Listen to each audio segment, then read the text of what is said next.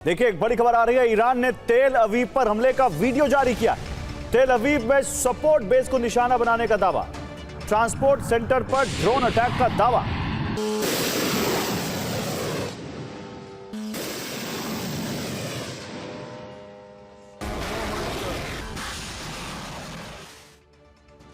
और क्या middle east में एटमी प्रलय आने वाली? क्योंकि कूटनीति के सारे रास्ते बंद होते दिख रहे हैं। वही अब ईरान को नॉर्थ कोरिया के supreme leader Kim Jong Un याद आ रहे हैं। ईरान के सुप्रीम लीडर मुस्तफा खामनेई एक बड़ा फैसला ले सकते हैं। वो अब एनपीटी की बेड़ियां तोड़कर उत्तर कोरिया के रास्ते पर चल सकते हैं। तेहरान से सीधी चेतावनी आई है कि अगर परमाणु बम होता तो अमेरिका हमले की जरूरत ना करता। पेंटागन में कोहराम मचा है क्योंकि ईरान ने अपने यूरेनियम को खुफिया ठिकानों पर शिफ्ट करना शुरू कर दिया है। अब सवाल उठ रहा है कि क्या मुस्तफा खामनेई परमाणु अप्रसार संहिता से ईरान को अलग करके चोरी छिपे परमाणु बम बनाने की तैयारी में?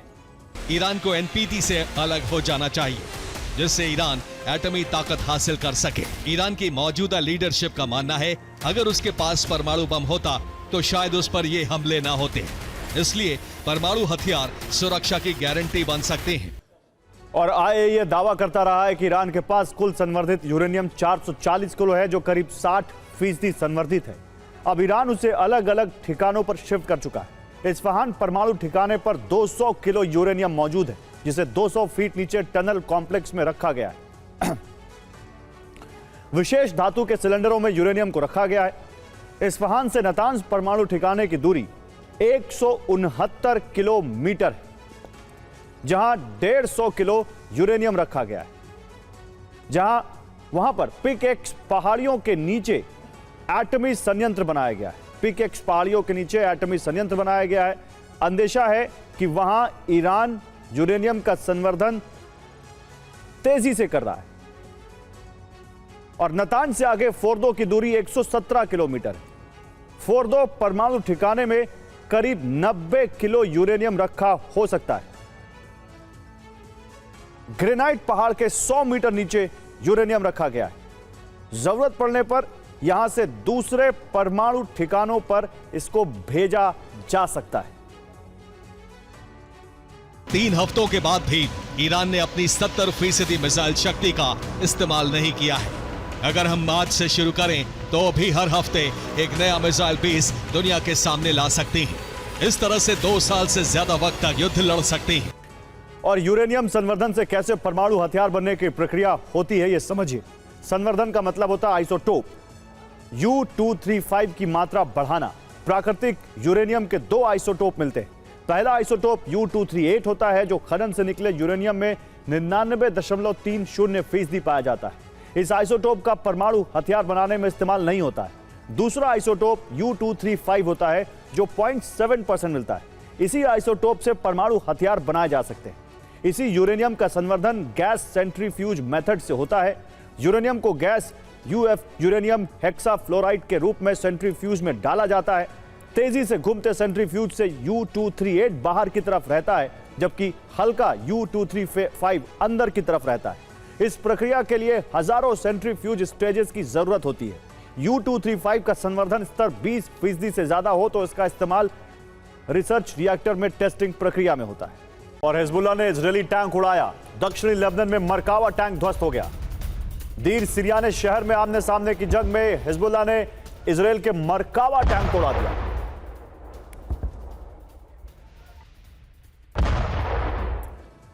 और अमेरिका ने ईरान के खिलाफ जंग में रणनीतिक बदलाव में एक ऐसा फैसला ले लिया है जिसमें अंजाम की कल्पना अब डराने लगी है। डर की वजह यह नहीं है कि अमेरिका पश्चिमी एशिया को जंग का अखाड़ा बना रहा है, बल्कि डर की वजह है अमेरिका पर मंडरा रहा नया संकट। वो संकट जो शायद अमेरिका के सुपर पावर बनने के बाद पहली बार खड़ा होगा। यह संकट है हार और अमेरिका को बड़ा नुकसान। अब रणनीति क्या है, मोर्चा कौन सा चुना गया है, हर सवाल का जवाब इस रिपोर्ट में देखिए। पेंटागन के वॉर रूम में प्लान जी की तैयारी शुरू। इसलिए प्लान के तहत 10,000 मरीन कमांडो ईरान की धरती पर उतरने वाले हैं। लेकिन क्या ईरान चुप बैठा रहेगा? तो ट्रंप ने पश्चिमी एशिया में 10,000 अतिरिक्त सैनिक तैनात करने के आदेश जारी कर दिए हैं। और इस तैनाती का मकसद मेन लैंड पर नहीं बल्कि हॉर्मुज को नियंत्रण में लेना है। पहला खर्क द्वीप जिसे नियंत्रण में लेने से ईरान का तेल व्यापार ठप हो जाएगा। और दूसरा है केशम द्वीप, जिसे कब्जे में लेकर अमेरिका वहां अपना बेस बना लेगा। और अमेरिका के हॉर्मुज कंट्रोल प्लान में मुख्य रणनीति चोक पॉइंट को हटाना है, ताकि फारस की खाड़ी से ओमान की खाड़ी तक शिपिंग लाइन क्लियर हो सके। इसलिए टारगेट पर केशम द्वीप है, जो ईरान का मुख्य फॉरवर्ड बेस है। ऐसे ही हॉर्मुज द्वीप स्ट्रेट का मुहाना है और लारक शिपिंग लेन के करीब है ग्रेटर तुम्ब, लेसर तुम्ब और अबू मूसा भी रणनीतिक द्वीप है। लेकिन संकट यह है कि ईरान ने इन्हीं द्वीपों पर सैन्य डिप्लॉयमेंट कर दिया है। इन्हीं के पास कोस्टल एंटी शिप मिसाइलें तैनात कर दी हैं। समुद्र में अमेरिकी गतिविधियों को देखते हुए इन्हीं द्वीपों में फास्ट अटैकिंग बोट्स तैनात कर दी हैं।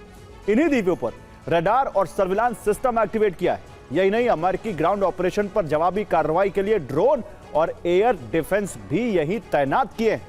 ट्रंप ने इस प्लान को इसलिए एक्टिव किया है क्योंकि स्ट्रेट ऑफ हॉर्मुज को ईरान ने बचाव की ढाल बना लिया है। इस सकरे समुद्री रास्ते पर ईरान ने अपने द्वीपों पर बड़ी संख्या में तैनाती की है। इसके अलावा ईरान ने अपना तेल बेचने के लिए स्विफ्ट को दरकिनार कर CIPS के जरिए भुगतान लेना शुरू कर दिया है और युआन में पेमेंट लेना अमेरिका की इकोनॉमिक सुप्रीमेसी पर तमाचा है। यानी अमेरिका ग्राउंड ऑपरेशन करके ईरानी सैनिकों को लारक द्वीप से निकालना चाहता है, ईरान के टैक्स वसूली वाले नए सिस्टम को तबाह करना चाहता है। और अमेरिका के लिए हॉर्मुज स्ट्रेट में संकट बना ईरान का 6 स्टेप वाला टैक्स सिस्टम यह है कि लारक द्वीप पर ईरानी सेना वेरी हाई फ्रीक्वेंसी के जरिए जहाजों को संदेश भेजकर रोकती है। फिर जहाजों का पूरा डेटा, माल, मालिक और क्रू की डिटेल हासिल करती है। हालांकि ऊर्जा शिपमेंट को प्राथमिकता दी जाती है, लेकिन जहाज और देश की समीक्षा करने के बाद इस समीक्षा में जो जहाज मान्य होता है उससे युआन में टैक्स वसूल किया जाता है। जो टैक्स देता है उसे सुरक्षित रास्ता ईरानी एस्कॉर्ट देते हैं और जो जहाज अमान्य हो जाते हैं उन्हें रोक दिया जाता है या फिर वापस भेज दिया जाता है। तस्नीम न्यूज के मुताबिक ईरान ने 10 लाख लड़ाकों की एक विशाल फौज तैयार कर ली है, जिसका मकसद है ग्राउंड ऑपरेशन के दौरान अमेरिकी सैनिकों का खात्मा। और ईरानी सेना के ठिकाने पर जबरदस्त हमला किया गया है। अमेरिकी फौज ने IRGC ठिकाने को उड़ाया है। अमेरिकी बेस पर यहीं से हो रहा था हमला।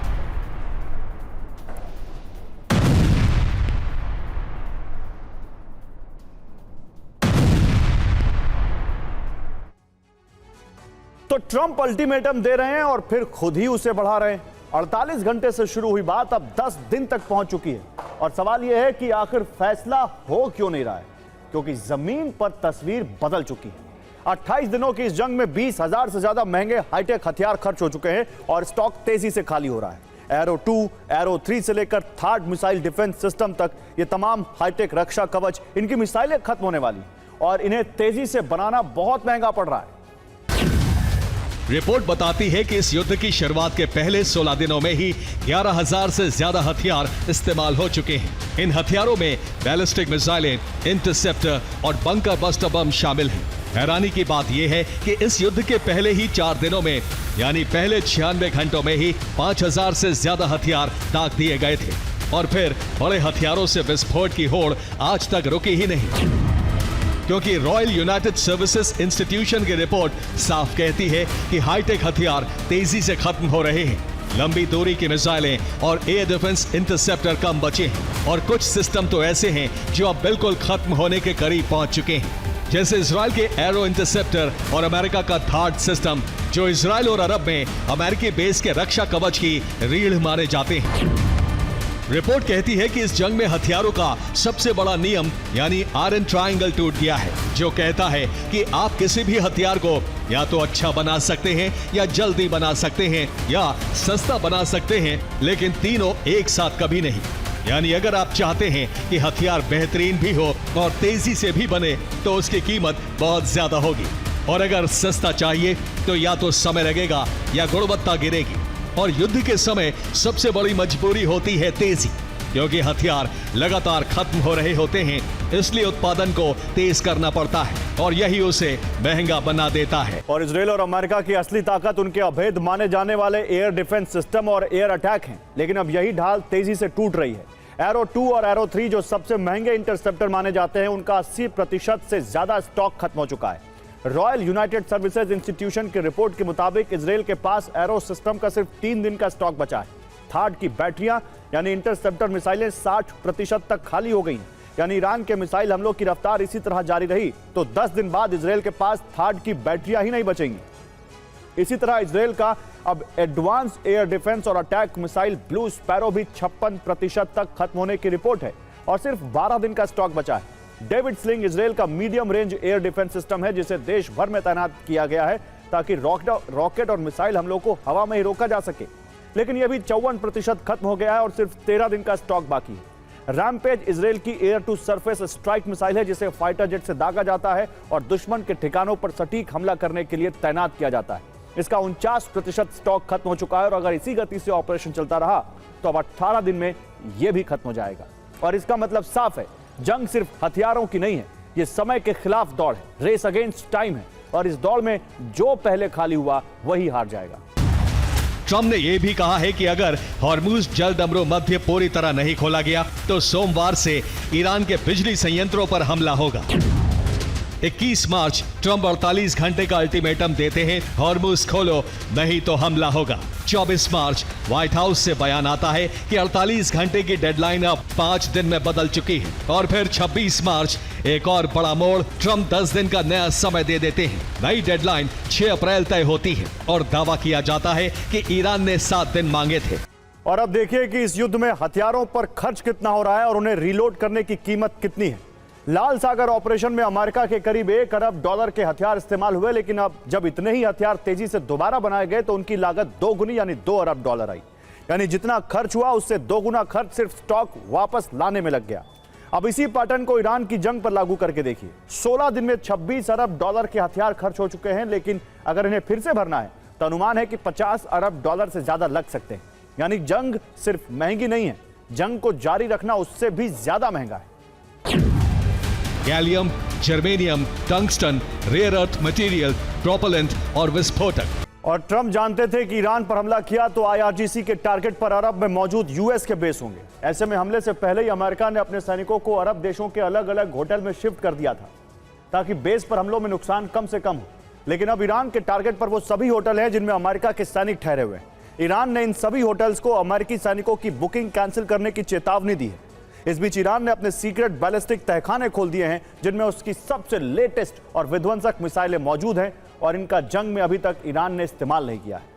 माना जा रहा है कि इन मिसाइलों से पहला प्रहार इन्हीं होटल्स पर हो सकता है। इस लिस्ट में टॉप पर है ईरान की कासिम बसीर बैलिस्टिक मिसाइल। ये ईरान की सबसे घातक बैलिस्टिक मिसाइल में शामिल है। इसे बीते साल मई 2025 में ईरान सेना में शामिल किया गया था। कासिम बसीर की रेंज 1500 किलोमीटर के आसपास है। ये अपने साथ 500 किलो के वॉरहेड लेकर जाने में सक्षम है। मिसाइल लॉन्च होने के बाद आखिरी वक्त तक अपने दिशा और टारगेट को बदल सकती है। इसकी रफ्तार 1500 किलोमीटर प्रति घंटे के आसपास बताई जाती है। दावा है कि थार्ड डिफेंस सिस्टम भी इसे ट्रैक नहीं कर सकता। कोस्तान पार के पास ग्रेनाइट की पहाड़ियां मौजूद हैं। इन पहाड़ियों के 1600 फीट नीचे ईरान की मिसाइल सिटी है। दावा है कि यहाँ ईरान की सबसे आधुनिक मिसाइलों का जखीरा मौजूद है। ग्रेनाइट की पहाड़ियां होने की वजह से मिसाइल सिटी को नुकसान पहुंचाना बेहद मुश्किल है। इसी मिसाइल सिटी में कासिम बसीर बैलिस्टिक मिसाइलों को भी रखा गया है। ईरान ने अमेरिका के सहयोगी देशों के लिए चेतावनी जारी की है। इन देशों में मौजूद होटलों को अमेरिकी सैनिकों की बुकिंग रद्द करने के लिए कहा गया है। साथ ही कहा है कि जल्द से जल्द होटलों में मौजूद अमेरिकी सैनिकों को निकाल दें, क्योंकि भविष्य में ईरान उन सभी होटलों को निशाना बनाएगा जहां अमेरिकी सेना ठहरी हुई है। अमेरिकियों को पहली बार अपने ठिकानों से भागकर होटलों में शरण लेनी पड़ी। अमेरिकी अपनी सुरक्षा के लिए रिहायशी इलाकों का इस्तेमाल कर रहे हैं, लेकिन यहां भी अमेरिकी सैनिक सुरक्षित नहीं है। और अरब की जंग में यूक्रेन खुलकर उतर आया है। यूक्रेन के राष्ट्रपति वोलोदिमीर ज़ेलेंस्की खुद सऊदी अरब पहुंचकर वहां तैनात अपनी ड्रोन टीम से मिले। ये टीम ईरानी हमलों को रोकने में मदद कर रही है। इसके बाद सवाल उठ रहे हैं कि क्या पुतिन भी खुलकर ईरान के साथ खड़े होंगे। अगर ऐसा हुआ तो यह अरब का युद्ध तीसरे महायुद्ध में बदल सकता है। यूक्रेन के सुरक्षा परिषद के सचिव रुस्तम उमेरोव ने बताया है कि यूक्रेन ने अपनी सैन्य यूनिट्स यूएई, सऊदी अरब, कतर, कुवैत और जॉर्डन में तैनात कर दिए हैं। खुद यूक्रेन के राष्ट्रपति वोलोदिमीर ज़ेलेंस्की ने बताया है कि 228 यूक्रेनी विशेषज्ञ इन अरब देशों में तैनात हैं और ये सामान्य सैनिक नहीं हैं, बल्कि हाई ट्रेन तकनीकी और रक्षा विशेषज्ञ हैं जो सीधे ऑपरेशन संभाल रहे हैं। इससे यूक्रेन को कई फायदे हैं। पहला, अपना युद्ध जारी रखने के लिए डॉलर मिल रहे हैं। दूसरा, अंतर्राष्ट्रीय समर्थन बढ़ रहा है और रूस और ईरान के खिलाफ एक डिफेंस नेटवर्क तैयार हो रहा है। और इजराइल को लेकर जो डर था वो सच साबित होने लगा है। इजराइल अब चौतरफा घिरता नजर आ रहा है। न सिर्फ ईरान बल्कि ईरानी प्रॉक्सी ने भी इजराइल के सामने एक ऐसा संकट खड़ा कर दिया है जिसका अंजाम इजराइल के लिए अब तक की जंग में मिली कामयाबी से बिल्कुल विपरीत हो सकता है। डबल अटैक से त्रस्त इजराइल संकटग्रस्त। Israeli chief of staff Eyal Zamir ने मंत्रियों के सामने साफ कह दिया है कि मैं 10 खतरे के संकेत दे रहा हूं। लंबे समय से चल रहे युद्ध ने सैनिकों को थका दिया है। रिजर्व सैनिक मोर्चे पर टिक नहीं पा रहे हैं। ईरान को दुनिया के नक्शे से मिटाने की कसम खा चुके बेंजामिन और ट्रंप ने युद्ध के सारे नियम तोड़ दिए। शांति की बातें सिर्फ धोखा दिख रही हैं। अरब के सीने पर अब साजिश का बारूद बरस रहा है। पूरे ईरान में भीषण तबाही मची है, लेकिन इजराइल ने अब एक नया डेथ ट्रैप बिछाया है। ईरान की सड़कों पर आसमान से लंच बॉक्स और फूड पैकेट गिर रहे हैं जिनमें मौत छिपी होती है। लोगों से अपील की जा रही है, सड़क पर गिरी किसी भी खाने की चीज को ना छुएं, वो मौत के पैकेट हो सकते हैं।